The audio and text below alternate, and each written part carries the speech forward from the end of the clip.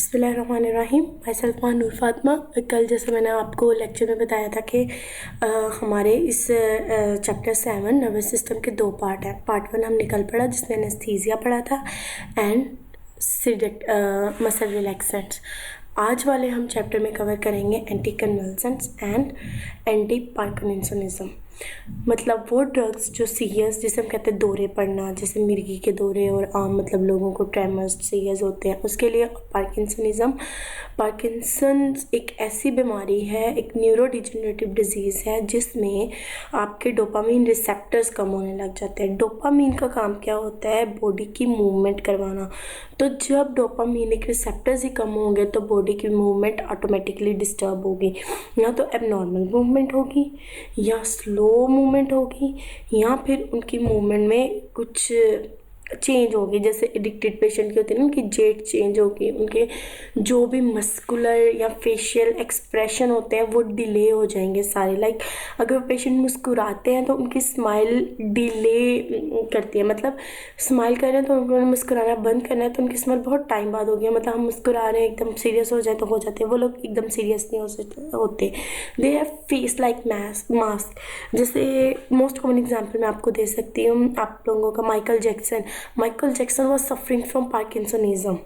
उसको Parkinson's disease थी and he made his disease a profession for himself. तो उसके जो डांस के स्टेप थे वो आपने भी देखा कि थोड़े चेंज है। तो वो उसकी बीमारी थी जो उसने अपने डांस स्टेप में करवाई कि उसके डिले रिस्पॉन्स था, उसकी ब्रेक डांस जैसे तो वो एक पार्किंसनिज्म डिजीज़ है। तो आज हम इसको थोड़ा डिटेल में पढ़ेंगे कि इसमें है क्या है, ये काम कैसे करते हैं ड्रग्स, इनके साइड इफ़ेक्ट्स कैसे हैं और नर्सिंग इंटरवेंशंस में आप क्या क्या करोगे। जैसे इसके ऑब्जेक्टिव्स में हम देखेंगे, by the completion of section the learner will be able to discuss the pharmacokinetics के ड्रग बॉडी में एब्जॉर्ब कैसे हो रहा है, ड्रग काम कैसे कर रहा है, उस ड्रग के साइड इफ़ेक्ट्स क्या क्या हैं और अगर उसके एडवर्स इफ़ेक्ट्स हैं तो उसे कंट्रोल कैसे किया जा सकता है। और इस क्लासिफिकेशन में सबसे ज़्यादा एंटी कन्वर्जेंट में इंपॉर्टेंट है फेनिटोइन। अब फेनिटोइन के जो हैं वो लीवर टॉक्सिसिटी बहुत ज़्यादा है, तो इसका हमने लेवल जो होता है वो मेजर करना होता है कि अगर किसी को फेनिटोइन थेरेपी जा रही है तो हम देखते हैं, हम उसका टेस्ट करवाते हैं कि कितनी अब तक जा चुकी है। तो इसमें हम पढ़ेंगे कि थेराप्यूटिक लेवल कितना है, कि कितना बॉडी में फेनिटोइन हो तो इट्स नॉर्मल, अगर अदरवाइज है ज़्यादा है तो उसके क्या साइड इफ़ेक्ट्स आएंगे। उसके बाद फिर आप पढ़ोगे कि कॉन्ट्रा इंडिकेशंस क्या हैं, कि कब कब ये ड्रग नहीं दे सकते और इसकी ड्रग इंटरेक्शंस क्या है, कि अगर दूसरे ड्रग्स के साथ इसको दे दें तो इसका क्या क्या नुकसान हो सकता है। उसके बाद आप पढ़ेंगे कि नर्सिंग इंटरवेंशंस क्या हैं और क्लाइंट टीचिंग क्या क्या करनी है। और उसके बाद हम आ जाएंगे पार्किंसनिज्म पे कि पार्किंसनिज्म में डोपामिनर्जिक ड्रग्स कौन से हैं या एंटीकोलिनर्जिक कौन से हैं और वो काम कैसे करते हैं, मतलब उनका मैकेनिज्म ऑफ एक्शन क्या है। उसके बाद आप जो डोपामिनर्जिक एंटीकोलिनर्जिक है इनके डिफरेंट यूज़ पढ़ोगे कि ये किस लिए यूज़ होते हैं, इनके साइड इफ़ेक्ट्स अकॉर्डिंगली पढ़ेंगे और एट दी एंड के नर्सिंग इंटरवेंशंस क्या क्या हैं। तो सबसे पहले हम आते हैं अपने एंटी कन्वर्जेंट्स के। एंटी कन्वर्जेंट्स होते क्या हैं? एंटी कन्वर्जेंट्स और the medications use for serious, जो जैसे हम कहते हैं जिसको हम दौरे कहते हैं ना, इसको दौरे पड़ रहे हैं मतलब सीरियस इसको हो रहे हैं, तो उसके लिए जो मेडिसिन यूज़ होती हैं उसे हम एंटी कन्वर्जेंट्स कहते हैं। अब वो सीरियस कैसे हो सकते हैं? टॉनिक क्लॉनिक भी हो सकते हैं, फोकल भी हो सकते हैं, क्लॉनिक भी। टॉनिक भी मतलब जब मसल टॉन डिस्टर्ब होता है हम उसे टॉनिक कहते हैं, जब मसल की कॉन्ट्रैक्शन और टॉन डिस्टर्ब होता है टॉनिक क्लॉनिक। और अगर हम कह रहे हैं कि मसल सिर्फ एक कोई इसका हाथ ही बस ट्रेमर कर रहा है, एक हाथ ही हिल रहा है कंटिन्यूस, उसे फोकल कहते हैं। तो अब ये होता क्यों है, अब उनमें ये चेंजेस आती क्यों हैं, उनको वो सीरियस हो क्यों रहे हैं, वो कन्वर्जेंस हो क्यों रही हैं? वो cell membrane activity, over activity, जब बहुत ज़्यादा मैसेज ब्रेन को जाता है कि गाबा रिसेप्टर बहुत ज़्यादा काम कर रहे हैं, जब ब्रेन में मैसेज आता है कि सोडियम बहुत ज़्यादा रिलीज़ हो रहा है तो ब्रेन बहुत ज़्यादा काम करती है, हाइपर एक्टिवेट हो जाती है, तो पेशेंट के muscles hyper activate, tremor start कर देते हैं। तो एंटी सीरियर ड्रग क्या करते हैं? उस हाइपर एक्टिविटी को स्टेबलाइज कर देते हैं और उस इलेक्ट्रिकल इम्पल्स जो जनरेट हो रही है उसको सप्रेस कर देते हैं, ब्लॉक कर देते हैं, जिसके नतीजे में क्या होता है कि सीरियस बंद हो जाता जाते हैं, लेकिन हम इसे सिर्फ सिम्टोमेटिकली ट्रीट कर सकते हैं, ये परमानेंट क्योर नहीं है। क्योंकि आप लोगों ने सुना है कि हर बॉडी का सेल जो है वो रिकवर हो सकता है, लेकिन आपके ब्रेन सेल्स एक बार डिजनरेट हो गए तो हो गए, वो दोबारा रिकवर नहीं होते हैं। तो इसी तरह कुछ एंटी एपिलेप्टिक भी कहते हैं, एंटी कन्वर्जेंस भी और एंटी सीएस भी। ये जो मेडिकेशन है इनकी कुछ क्लासिफिकेशन है। ये मेडिकेशन जनरलाइज में होती है, मतलब फुल बॉडी की, या पार्शियल सीरियस, जैसे मैंने आपको भी बताया कि टोनिक क्लोनिक और इस तरह, मतलब किसी एक हिस्से में उनमें यूज़ किए सकते हैं। इसकी मेन क्लास में मैंने आपको भी बताया कि सोडियम एक्टिविटी बढ़ जाती है। सोडियम का है तो क्लोराइड भी होगा, पोटाशियम भी होगा और साथ उसके आपके पास कैल्शियम चैनल भी होगा। तो जब ये चीज़ें डिस्टर्ब होती हैं तो इन एजेंट को हम ब्लॉक करते हैं। जब ये चीज़ें अपनी एक्टिविटी नॉर्मल रूटीन से ज़्यादा करती हैं तो हमें इनको कंट्रोल करना ज़रूरी होता है। एक ये क्लासिफिकेशन है। फिर हम गाबा रिसेप्टर्स पे काम करते हैं, या तो उसे इनहिबिट कर देते हैं या उसे एक्टिवेट कर देते हैं कि ये रिस्पॉन्स आ रहा है और हमने इसको ऐसे कंट्रोल करना है। अदर मेडिकेशन बारबिचरेट्स और बेंजाज़ापीन है, जो पेशेंट को थोड़ी देर के लिए हिप्नोटिक्स नींद में ले जाते हैं, एंजाइटी कम कर देते हैं, सिडेट कर देते हैं, जिससे पेशेंट की एक्टिविटी कम हो जाती है। अब इसमें ही हम पढ़ेंगे कुछ मैकेनिज्म ऑफ एक्शन, जिसमें हमारे पास फेनिटोइन है, जो मैंने आपको कहा था मोस्ट इंपॉर्टेंट है। ये क्या करता है, सोडियम चैनल के साथ इंटरफेयर करता है, उसके इन्फ्लक्शन को कम कर देता है, उसको रिलीज़ नहीं होने देता। जब रिलीज़ ही नहीं होंगे ऑटोमेटिकली एक्टिविटी ब्लॉक हो जाएगी। तो कैसे होता है ये, आपके सीएस एक्टिविटी में करता है। और इसके क्या क्या साइड इफ़ेक्ट्स हो सकते हैं, निस्टैग्मस हो सकता है, मतलब पेशेंट, कुछ लोग हमने देखे ना एक ही डायरेक्शन में देखते रहते हैं, आप कहते हैं कि साइको बंदा है, तो वो निस्टैग्मस होता है। क्या एटेक्सिया, जैसे आपने कभी जो बंदा नशा करता हो, अल्कोहल वाले को देखा है, वो एक स्टेबल नहीं चल सकता, कभी इधर गिरता है कभी इधर गिरता है, सही नहीं बोलता। तो इस तरह के आपको सिडेटिव इफेक्ट्स आते हैं, आपकी कोऑर्डिनेशन कम हो जाती है, नींद की आपको प्रॉब्लम होती है, मेंटल कन्फ्यूजन चलती है। आप प्रेगनेंसी में, और आपने एक चीज़ भी सुनी होगी कॉमनली शायद, कि प्रेग्नेंट औरतों में या प्रेगनेंसी में इन ड्रग्स को बहुत ध्यान से दिया जाता है। क्यों? क्योंकि ये ड्रग्स जो है वो डायरेक्टली ऑर्गेनोजेनेसिस फीटस की डेवलपमेंट पे इफेक्ट करते हैं, इसलिए ज़्यादातर प्रेगनेंसी में इन ड्रग्स को अवॉइड ही किया जाता है। और इसी तरह आपकी कॉन्ट्राइंडिकेशन हार्ट ब्लॉक में। क्यों? क्योंकि हार्ट ब्लॉक जब होगा तो हार्ट में भी कैल्शियम, पोटेंशियल, ये सारी एक्टिविटीज़ चल रही होती हैं, तो वो उसको भी इफेक्ट करेगी। तो जब पहले ही हार्ट ब्लॉक होगा, उसकी कंडक्शन एक्टिविटी सप्रेस्ड होगी, तो ये ड्रग्स और ज़्यादा नुकसान करेंगे, तो इसमें कॉन्ट्राइंडिकेट करनी होता है। फिर आपने पेशेंट का सीरम लेवल चेक करना, तो जो मैंने आपको बताया था, इसका आपने एकदम नहीं रोकना, टेपर ऑफ करेंगे आप इसको, उनका ब्लड ग्लूकोज लेवल मॉनिटर करेंगे, क्योंकि ब्लड ग्लूकोज लेवल भी जब हाई हो तो ब्रेन पे इफेक्ट करता है। अल्कोहल, क्योंकि पहले उसको इस तरह के साइड इफेक्ट्स आ रहे हैं, तो अगर वो डिप्रेशेंट्स या अल्कोहल वगैरह यूज़ करता है तो उसको एडवर्स रिएक्शन होंगे। मस्ट एडमिनिस्टर, इसको स्लो लगाना है, एकदम लगाएंगे तो एक्टिविटी पे डिस्टर्बेंस होगी। और discontinue at first sign of a rash, जब पेशेंट में रैश, मतलब first sign of rash develop हो तो आपने इसको डिसकंटिन्यू करना शुरू कर देना है कि पेशेंट को कोई ना कोई कॉम्प्लिकेशन एनाफिलेक्टिक एक्टिविटी शुरू हो रही है। और आपने कार्डियक मॉनिटरिंग देखनी है, आपने रीनल हेपेटिक में ध्यान से देखना, और एल्डरली पेशेंट्स को। इसी तरह आपके पास लीवर टेस्ट सीरम है, जो आप जैसे आप एपिवॉल इंजेक्शन यूज़ करते हो, तो ये क्या करता है, आपके पार्शियल सीएस एक्टिविटी को ब्लॉक करता है। इसमें क्या होता है, एग्जैक्ट मैकेनिज्म नहीं है, लेकिन ये सोडियम चैनल्स पे भी काम करता है, कुछ पोटेशियम पे भी काम करता है, कैल्शियम पे भी, और साथ गाबा की, जो आपकी गाबा रिसेप्टर है, न्यूरोट्रांसमीटर्स है, उनकी ट्रांसमिशन नहीं होने देता।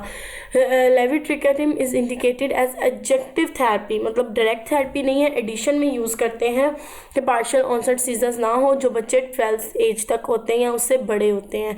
ये वेल टॉलरेटेड है, फेनिटोइन से कम नुकसान है इसके, लेकिन ये भी पेशेंट में डिजीनेस और नींद की प्रॉब्लम वगैरह करती है।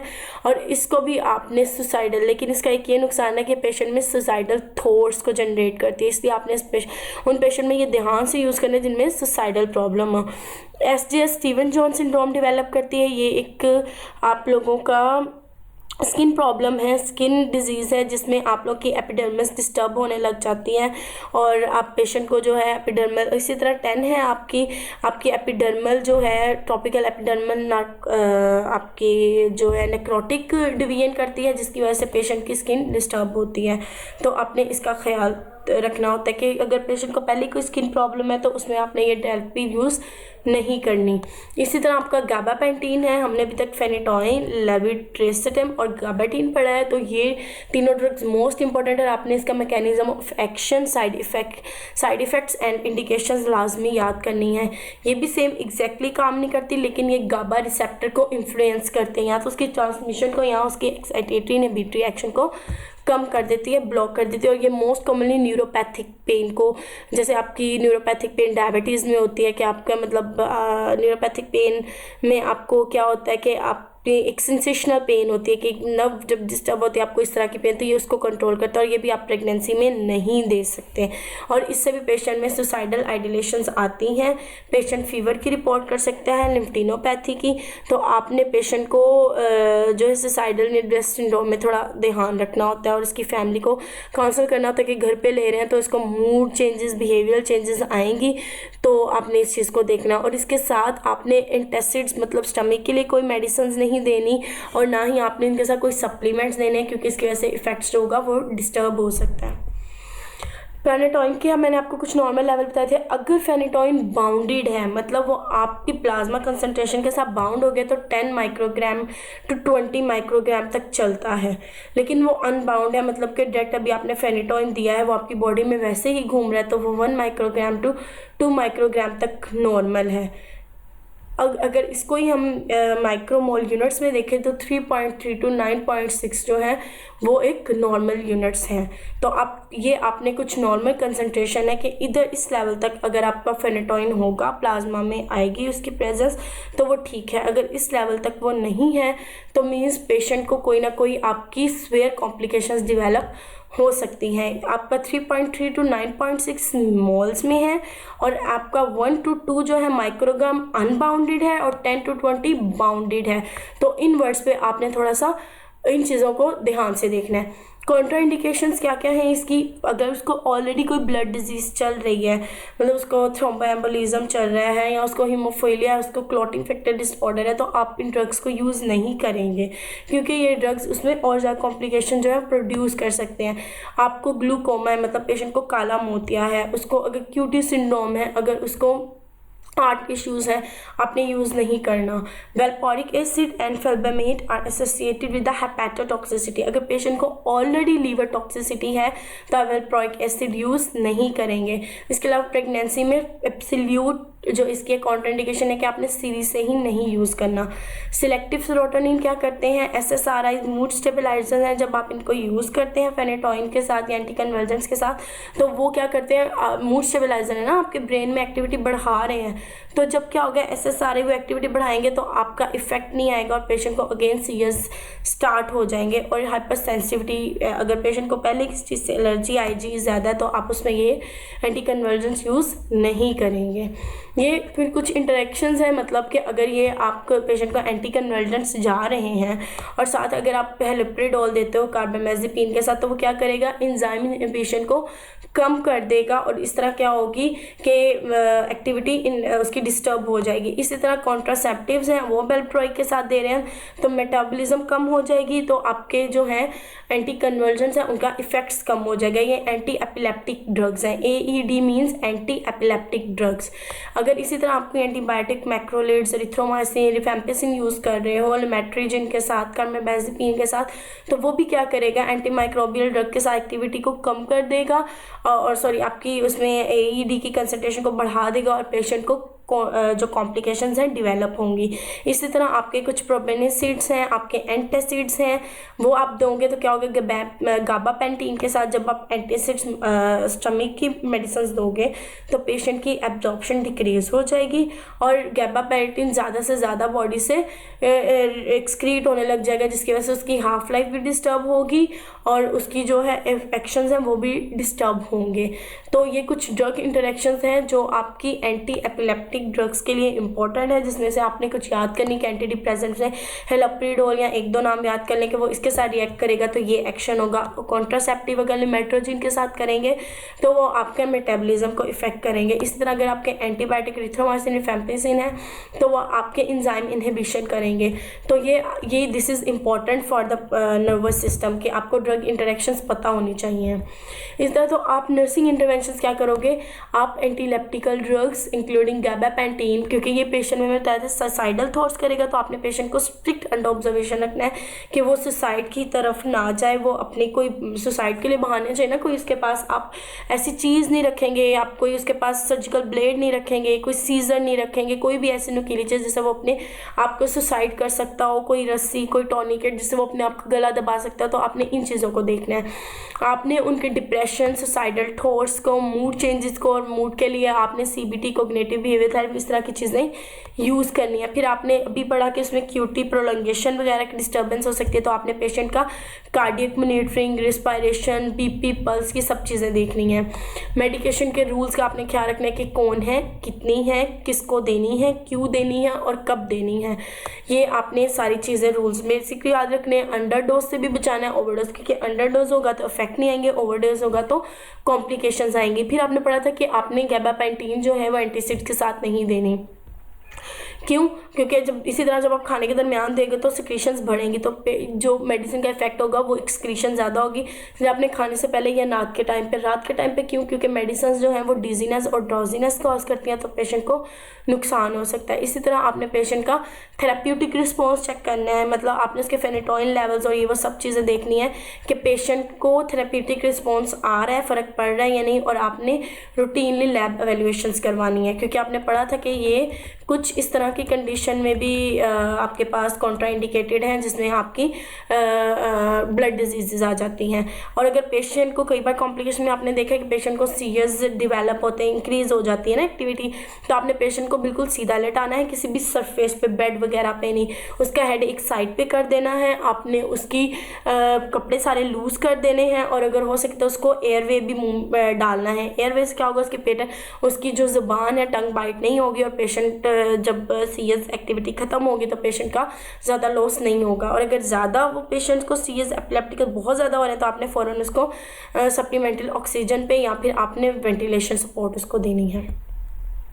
क्लाइंट टीचिंग अगर हम बताएंगे कि जितना डोज कहा गया है आपने उतना लेना है, आपने एकदम दवाई नहीं छोड़नी है, आपने क्लाइंट को अल्कोहल वगैरह या CNA डिप्रेसेंट्स नहीं यूज़ करने क्योंकि वो एंटी कन्वल्सेंट्स थेरेपी के इफेक्ट को रिड्यूस करते हैं। डायबिटीज़ के पेशेंट में आपने ग्लूकोज का ध्यान रखना है, और उसके बाद आपने प्रेग्नेंट में एब्सोल्युटली है क्योंकि फिटोजेनेसिस पे इफेक्ट करेगा। पेशेंट को फॉल प्रिकॉशन से बताना है, क्यों? क्योंकि पेशेंट को अटैक्सिया डेवलप होगा, वो सही चल नहीं सकता, तो आपने फॉल प्रिकॉशंस का ध्यान रखना है। क्लाइंट को, सबको, फैमिली को, जो भी उसको केयर दे रहा है, आपने उसको बताना है कि इसके पास सुसाइडल एक्टिविटीज़ आती हैं, तो आपने पेशेंट के मूड्स का ख्याल रखना है। इस तरह क्लाइंट ने खाने के साथ गैबापेंटीन नहीं लेने की एक्टिविटी, उसकी एक्सक्रीशन ज़्यादा होगी और उसकी हाफ लाइफ डिस्टर्ब होगी। ये था हमारा यहाँ तक का एंटी कन्वल्सेंट्स के। आप एंटी कन्वल्सेंट्स क्या होते हैं, फेनेटाइन का मैकेनिज्म ऑफ एक्शन क्या है, फेनेटोइन कैसे काम करता है, वो गाबा रिसेप्टर्स पे आपके काम करता है, वो आपके सोडियम चैनल पे काम करता है, और वो आपको किस तरह आपकी एक्टिविटी को जो है ब्लॉक करता है। फिर आपने उसके नॉर्मल लेवल पढ़े, 10 to 20 नॉर्मल थे बाउंडेड के। उसके बाद फिर आप लोगों ने पढ़ी कि उसकी कॉन्ट्राइंडिकेशंस क्या हैं, फिर नर्सिंग इंटरवेंशन, फिर और अब हम पार्किंसोनिज्म, जिसमें मैंने आपको बताया था कि ये डिजीज़ जो माइकल जैक्सन देखा है इस तरह का उसका पोस्चर होता है, और इसी तरह वो डांस वगैरह करता है, तो ये क्या है, ट्रेमर। उनको हर टाइम उनका हाथ हिलता रहता है, रिजिडिटी के, वो जिस पोस्चर में होते हैं वो काफ़ी टाइम के लिए उसमें ही रहते हैं। एक काइनेसिया या ब्रेडिकाइनेसिया कि उनकी मूवमेंट स्लो हो जाती है या फिर उनकी मूवमेंट सही नहीं होती, पोस्चर इंस्टेबिलिटी, उनकी शिफ्लिंग गेट हो जाती है, मतलब हम नॉर्मल सीधे खड़े होते हैं, आप देख रहे हैं बिल्कुल सीधा खड़ा नहीं है। उसके अलावा ड्रूलिंग हो सकती है, ड्रूपिंग हो सकती है, मतलब उनके मुंह से साइवेशन, झाग, इस तरह, तो ये सारी चीज़ें। अब पार्किंसनिज्म है क्या है, क्रोनिक प्रोग्रेसिव डीजनरेटिव, डीजनरेट मतलब कि उसके जो न्यूरॉन्स हैं वो डीजनरेट हो रहे हैं, डोपामिन की एक्टिविटी जो है वो ब्लॉक हो रही है, डोपामिन कम से कम बन रहा है, और जो पेशेंट है उसको ये सारे साइन सिम्टम्स जो हैं प्रोड्यूस हो रहे हैं। तो अब आपके एंटी पार्किनिस्टिक ड्रग्स कैसे काम करते हैं, parkinsonism a progressive neurological disorder of muscle movement, जो आपने अभी देखा, tremors, vegetative bradykinesia, slowness in initiating and posture और जेट एबनॉर्मलिटीज होती हैं।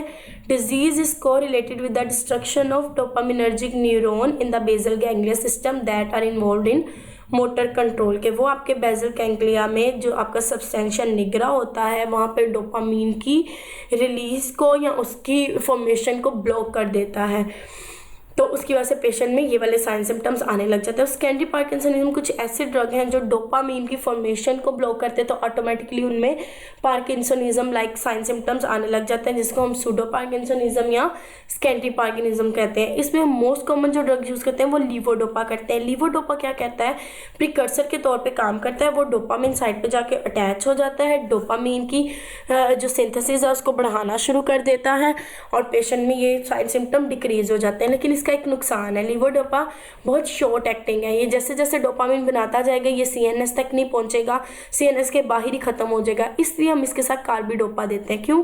क्योंकि कार्बिडोपा में ये एक्टिविटी है कि कार्बिडोपा जो है combined to stop the breakdown levodopa को ब्लड ब्रेन बैरियर, मतलब कि जो मेन उसके ब्रेन बैरियर है उसके बाहर उसकी कन्वेयर नहीं होता था, उसको ब्रेन के जो आपके स्लिट जंक्शन हैं क्रॉस करवा के अंदर तक जाने देता और फिर वहाँ पे वो डोपामिन बनाता है ताकि पेशेंट को लॉन्ग लास्टिंग इफेक्ट रहे। तो ये उसकी इंडिकेशन पार्किंसनिज्म में यूज़ करते हैं। और रेस्टलेग सिंड्रोम, रेस्टलेग सिंड्रोम क्या आपने देखा होगा, कुछ लोगों को आदत होती है मुसलसल अपनी टांग या पाँव हिलाते रहते हैं, तो वो क्या होता है, रेस्टलेस लेग सिंड्रोम के। उसमें भी हम ये यूज़ कर सकते हैं कि उनके पाँव की कंट्रोल में नहीं है।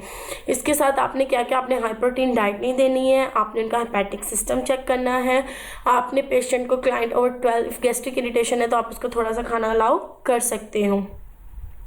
पेशेंट के साइड इफेक्ट क्या, डिप्रेशन आता है, सुसाइडल आइडियलेशन, हेलुसिनेशन, उसको आवाज़ें आती हैं, इंटेंस अर्जेस होती हैं उसके अंदर, और उसके अलावा उसमें डिस्काइनेसिया, मूवमेंट स्लो होते हैं इसकी काफ़ी। तो आपने क्या क्या देखना होता है, आपने उसके साइड इफेक्ट्स इसको एकदम नहीं रखना। आपने जितने भी न्यूरो ड्रग्स हैं आपने एकदम नहीं वो ब्लॉक करने होते। क्यों? क्योंकि ब्रेन एक्टिविटी पे असर आता है तो वो थेराप्यूटिक इफेक्ट की जगह साइड इफेक्ट्स बढ़ जाते हैं, तो इसलिए आप उसको हमेशा टैपर ऑफ करते हैं। मतलब 2 गोलियाँ उसको एक करेंगे फिर आधा करेंगे, फिर मतलब इस तरह आप आहिस्ता आहिस्ता, एकदम नहीं। आपने उसका मील टाइम डिसाइड करना है कि उसने कब मेडिसिन लेनी है और कब खाना है, और इसी तरह आपने उसको डिप्रेशन और सोमनोलेंस वगैरह के लिए ऑब्जर्व करना है। मेंटाडीन है, मेंटाडीन भी जो है ये antiviral drug that acting dopamine receptor पे काम करता है। ये किस लिए यूज़ होता है, ये भी पार्किंसन की डिजीज़ को कम करने के लिए। लेकिन इसमें क्या होता है, आपके पास साइड इफ़ेक्ट्स, न्यूरोमैलिग्नेंट सिंड्रोम डेवलप होता है जिसमें आपके पास पार्किंसनिज्म से भी ज़्यादा बुरे इफेक्ट आते हैं। एक्स्ट्रा पेरिमिडल एक्टिविटीज़ होती हैं, मतलब कि पेशेंट के हाथ पाँव कब क्या मूव कर रहे हैं पेशेंट के कंट्रोल में नहीं होते। ऑर्थोस्टैटिक, जैसे वो खड़ा होगा एकदम लेटेगा उसके बीपी में चेंजेस आएंगी। और उसके अलावा आपने इसमें भी रीनल फंक्शन देखना होता है, उसका मेंटल स्टेटस चेक करना होता है। और इसके अलावा आपने उनमें डोज, इसमें भी आपने बहुत ध्यान से टैपर ऑफ करना है, बीपी मॉनिटरिंग करनी है और सुसाइडल थॉट्स उसके चेक करने हैं। तो मेंटाडीन एंड आपका जो levodopa, carbidopa are the important drugs. अब ये differentiate between common type of drug use in, अब आप कौन कौन सी लीवोडोपा यूज़ करते हैं, वो कैसे काम करता है। डोपामीन को, आपके जो डोपा उसके पास पड़ा होता है प्रिकर्सर के तौर पे काम करता है, वो डोपामीन सिंथेसिस को बढ़ाता है। सीएमटी कैसे काम करते हैं कि जो एंजाइम लीवोडोपा को ब्रेक करते हैं वो उनको ब्लॉक कर देता है ताकि लीवोडोपा ब्रेन के अंदर तक जाए और इसकी एक्टिविटी इन्हांस हो। सेम ऐसे ही आपके माउस क्या करते हैं, मोनोमाइन ऑक्सीडेज होते हैं, वो उस एंजाइम को ब्रेक करते हैं ताकि लीवोडोपा का एक्टिविटी बढ़े। ग्लूटामेट क्या करते हैं, वो डोपामीन के रिलीज को बढ़ाते हैं, वो अकेले भी दिए जा सकते हैं या फिर आपके लीवोडोपा के साथ भी। और इसी तरह एंटीकोलिनर्जिक है जो एसिटाइलकोलिन सिस्टेज के एक्शन को ब्लॉक कर देते हैं और पेशेंट की जो न्यूरोमस्कुलर ब्लॉक एक्टिविटीज़ होती हैं उन पे कंट्रोल आ जाता है। ये इनके इफ़ेक्ट्स हैं और ये इनके साइड इफ़ेक्ट्स में क्या है कि पार्किंसनिज्म की कंट्रोल होती है, इसमें उसका लीवोडोपा का इफेक्ट बढ़ता है सेम। और इसमें आपके एंटीकोलिनर्जिक में टेंड टू इम्प्रूव ट्रेमर, जब उसकी मस्कुलर एक्टिविटी ब्लॉक होगी तो ऑटोमेटिकली उसकी ट्रेमर एक्टिविटी कम हो जाएगी, ब्लॉक हो जाएगी। सलाइवा प्रोडक्शन जो ड्रूपिंग होती है ना, ड्रूपिंग होती है मुंह से झाग निकल आए आँख से, तो वो एक्टिविटी ब्लॉक हो जाएगी, पानी या वो झाग नहीं निकलेगी। लेकिन उसके अकॉर्डिंगली वैसे उसके साइड इफ़ेक्ट्स हैं कि पेशेंट को जो है लॉन्ग टर्म के लिए यूज़ करेंगे तो पेशेंट को हेलुसिनेशन और इस तरह के साइड इफ़ेक्ट्स डेवलप होंगे। ये साइड इफ़ेक्ट्स हैं आपके अकॉर्डिंगली कि आपके डोपामिन लीवोडोपा के साइड इफ़ेक्ट हैं कि नोजिया होगा, vomiting, orthotic hypertension, hallucination, vivid आपने खाब आएंगे। माउस में कॉमर्स में क्या होता है, हाइपरटेंशन, अगेन वही चीज़ें। डोपामीन में आपकी जो है डोपामीन रिसेप्टर एगोनिस्ट में आपके एगोनिस्ट के तौर पे ही काम कर रहा है, और कोलिनेस्ट्रेज में ड्राई माउथ, ड्राई आई, सारी सिक्रेशंस ब्लॉक कर रहे हैं ना, तो आपकी ड्राइनेस डेवलप होगी। नर्सिंग इंटरवेंशन के आपने उनका न्यूरोलॉजिकल स्टेटस चेक करना है, उनको स्वालो और च्यू करने में हेल्प आउट कराना है, मतलब मसल स्लो काम करते हैं तो आपने उनको वो एक्टिविटी आपने उनसे करवाते रहें ताकि उनकी जो है स्वालिंग और च्यू रिफ्लेक्सेस स्ट्रॉन्ग हो। आपने कम से कम 2 लीटर उनको जो पानी पर डे देना है, आपने उनकी जो है हाई कैलोरिक डाइट देनी है, आपने उनको ROMs उनकी range of motion daily life activities में असिस्ट करना है, लेकिन आपने उनको प्रमोट करना है कि वो उसको इंडिपेंडेंटली करें। आपने पेशेंट को रश में एक्टिविटीज़ नहीं करनी थी एकदम से, क्योंकि पेशेंट अटैक्सिक होता है, पेशेंट की मूवमेंट्स कंट्रोल में नहीं होती तो पेशेंट के लिए नुकसान हो सकता है, तो आप उसे एम्बुलेटरी या असिस्टेड डिवाइस दोगे। पेशेंट को रॉक बैथ एंड फोक सिखाओगे, मतलब पेशेंट को कदम उठाना, कदम पीछे रखना, इसकी बार बार प्रैक्टिस कराओगे कि उसे चलने, उसकी मूवमेंट्स जो हों वो बेहतर हों। उनको प्रॉपर पोस्चर सिखाओगे, चेयर पे बैठना, चेयर को होल्ड करना, अपनी बिल्कुल कमर सीधी के उनका ये जो झुका हुआ पोस्चर होता है वो बेहतर हो। एंटीकोलिनर्जिक दे रहे हैं तो आपने उनकी साथ अगर उसके एसिटाइलकोलिन जो है ब्लॉक हो रहे हैं तो साथ आपने उनको एंटीकोलिनर्जिक भी देने हैं कि उनके ट्रेमर्स एक्टिविटी या रिजिडिटी है वो कम हो। एंटी पार्किंस्टिक ड्रग्स दे रहे हैं तो आपने डोपामिन का लेवल चेक करना है, आपने पेशेंट को सप्लीमेंटल डाइट नहीं लेने देनी कि इसका जो इफेक्ट होगा वो कम होगा। लेकिन मोनोएमाइन का एक नुकसान है कि वो हाइपरटेंसिव क्राइसिस जो आपने बार बार पढ़ा कि ऑर्थोस्टेटिक हाइपरटेंशन करता है, तो आपने पेशेंट को इस चीज़ का भी बताना है कि जब उठना है तो थोड़ा सा ठहर के और एकदम भी आपने लेटना नहीं है। और आपने ये सारी चीज़ें डॉक्यूमेंट करनी है, उनको वर्बल नॉन वर्बल कम्युनिकेशन बतानी है, और अगर उनकी सेल्फ एस्टीम अपने आप को देख के लो है तो आपने साइकोलॉजिकल सपोर्ट करनी है। ये अगर पेशेंट क्लाइंट घर पे है तो आपने उसको बताना है कि अपने अल्कोहल वगैरह या इस तरह के दूसरे ड्रग्स यूज़ नहीं करने जिसकी वजह से लीवोडोपा की एक्टिविटी कम हो। मसाज और रिलैक्सेशन थेरेपी सिखानी है, घर पे कैसे करनी है। घर पे अगर एकानेसिया है, मूवमेंट डिस्टर्ब है, फ्रेजल लैक है, तो आपने उनको बैक एंड फोर्थ एक्टिविटी जो सिखाई है क्योंकि मूवमेंट्स कैसे इनिशिएट करनी है वो सिखाना है। ट्रेमर्स को कंट्रोल करने के लिए उनको कहना है कि कोई ऑब्जेक्ट होल्ड करके रखें घर पर, इस तरह चेयर्स को होल्ड करके बैठे रहें कि आपके ट्रेमर्स कंट्रोल में आए। वार्म बात लेने रिजिडिटी के लिए कि मसल रिलैक्स हो। सुपाइन फ्लेक्शन के लिए आपने उनको जो आपने बिल्कुल सीधा या बिल्कुल जो उल्टी पोजीशन में लेटाना है, अवॉइड यूज नेक पिलो नहीं यूज़ करना है, बिल्कुल सीधा फ्लैट ज़मीन पे लेटना है। टॉयलेट सीट को एलिवेट कर लें अगर उनसे नहीं झुका जाता है, इस तरह लिफ्टर्स वगैरह वो यूज़ कर सकते हैं। तो ये आपने कुछ इंटरवेंशंस हैं जो उन पेशेंट्स में यूज़ करनी है। तो आज का आपका जो सारा लेक्चर था वो था नर्वस सिस्टम पार्ट 2, जिसमें anti parkinsonism and anti convergent. Convergent वो थे जिसमें आपको सीयर्स होते हैं, झटके लगते हैं, और आपके पार्किंसोनिज्म में क्या होता है कि आपकी बॉडी मूवमेंट्स डिस्टर्ब होती हैं। एंटी कन्वर्जेंस आपने पढ़े जिसमें आपने आप लोगों के हिप्नोटिक्स कुछ पढ़े कि आपका बेंजोडाइजापीन था, आप लोगों के कुछ जेनरलाइज के लिए यूज़ होते हैं जिसमें आपने लेवोट्रेसम वगैरह पढ़ा, और आप लोगों ने फिनोएटोइन, फिनोबार्बिटल, गैबापेंटीन वगैरह पढ़ा, कुछ उसके साइड इफ़ेक्ट्स पढ़े, उसकी ड्रग्स इंटरेक्शंस पढ़ी, पार्किंसोनिज्म पढ़ा, उसमें वर्ड्स पढ़े, आपने पर ड्रग उसके इफ़ेक्ट्स और साइड इफ़ेक्ट्स पढ़े, और इसी तरह आपने उनके जो नर्सिंग इंटरवेंशंस थी और क्लाइंट आपने टीचिंग थी वो सब पढ़ी। होप सो कि आपको लेक्चर समझ आया होगा। इसके अलावा कोई भी आपकी क्वेरी थी you can ask her. Thank